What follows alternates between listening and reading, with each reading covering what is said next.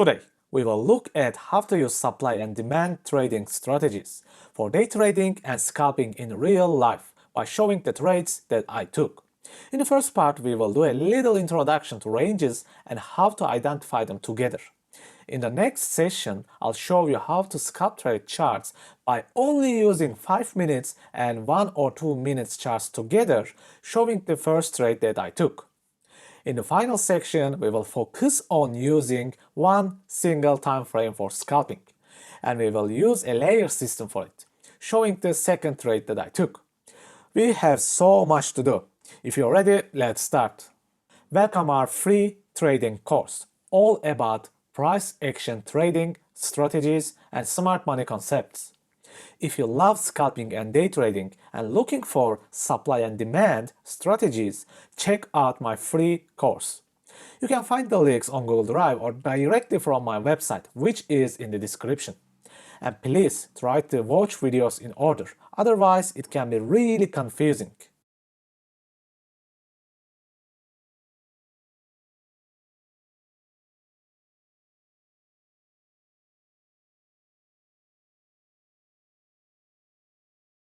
I want you to look at this chart and tell me, what do you really see? Bunch of candlesticks, insane wicks, and crazy price action, right? Well, not actually. I see 10 different price action structures here.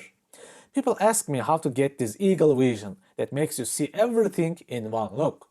There's no short-term cure for it.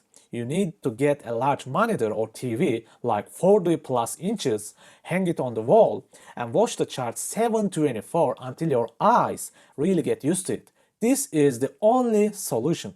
Okay, there is a very obvious range here. We are still yet to learn range trading. Let me do a quick introduction for you. Ranges are actually accumulation phases without any obvious trends. The key point of drawing ranges, the buy or sell force should send the price from one point to another point, more likely from the range high to the range low, or range low to the range high. As you can see here, sell forces sent the price to the range low, and buy forces sent the price to the range high. Price was like a pinball, bouncing between the range high and low. And the ranges have two parts. Premium, where the price is too expensive, great for shorts, and discount, where the price is too cheap, great for buys. I immediately noticed our classic rally, base, drop here. It is not the best looking one, but it is a proper RBD. Never forget, chart shapes will never be perfect. If you wait for perfect shapes, you will never enter a trade. Now this is our supply zone, just above the range high. If you closely look, you can witness the liquidity forming right here. This giant wick was the stop loss hunt of all the stop loss orders here. It is also our classic swing failure pattern. This gives me a double comfort to look for shorts. You see what I do? I keep looking for more price action structures. And where the price can go is my critical question. The obvious equal lows down here. Sometimes price peers through the range high and low. We call these deviation points, maximum points before a possible reversal. Do not worry, we will fully learn ranges in the free trading course. Now let's zoom in here in 2 minutes charts and learn how to enter a trade. Okay, this is our 2 minutes chart. You can see the high time frame structures, the range deviation, the supply area from the rally base drop, and the swing failure pattern from the high time frame, all here. The first thing I checked here was the market structure break. Then I determined the premium zone. Normally, I would wait for the price to reach the premium zone. However, price reacted to the rally base drop so strongly, and this was the only clear imbalance left behind. So my idea was simple. set a stop limit order to this imbalance with a really large stop loss in case of the price goes to the premium zone above. However, the reaction was so strong, the price never pulled back as I imagined. Instead, the price made the second break. The first break of structure, boss 1. As I said many times, the price does not have to pull back. This is not a written rule. If there is no MSB or pullback, just wait for the first break of structure. Again, I drew my premium and discount zones.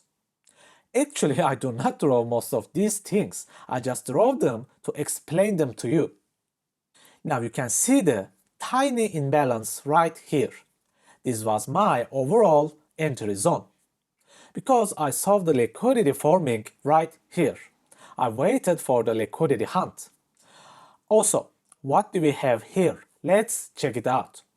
Our obvious order block right here creates our dragon fruit. If you check the left, you'll notice the break and the failed order block, which turns into a breaker block. I keep looking, what is it here? An obvious SR flip area? This is how I decide my entries in real life. Let's see. High time frame supply area reaction. Strong break, premium zone, order block, breaker block, support resistance flip, liquidity hunt. What else do you need to enter a trade? Let's zoom out a bit and talk about the entry, target, and stop losses. I keep asking the same question again and again. Where can the price go? What may pull the price and algorithmic bots? Our old equal lows right here. An amazing target.